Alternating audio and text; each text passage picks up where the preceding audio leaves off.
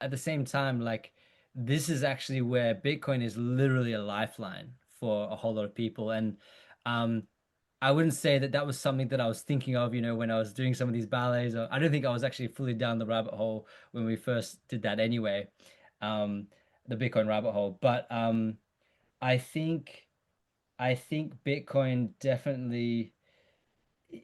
So I think in terms of philosophical leanings, 100%.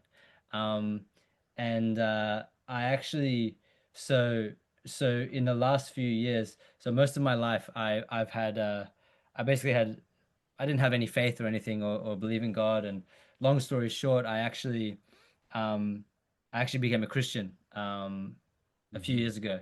And and that was, funnily enough, it was the Bitcoin rabbit hole that got me interested in Christianity.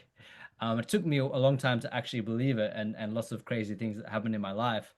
But, you know, when I and the deeper I go into the Bible now, I actually realize that it actually deepens my convictions on Bitcoin as well. Like in Proverbs 11 verse 1, I think it is, it says that the Lord detests dishonest weights and scales.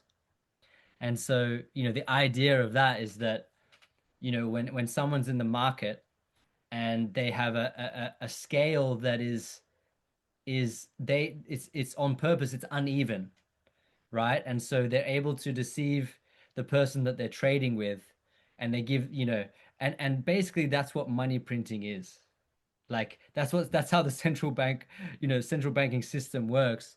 Whether it's ultimately, it's they're allowed to do it, it's dishonest scales and weights, because there's an uneven advantage.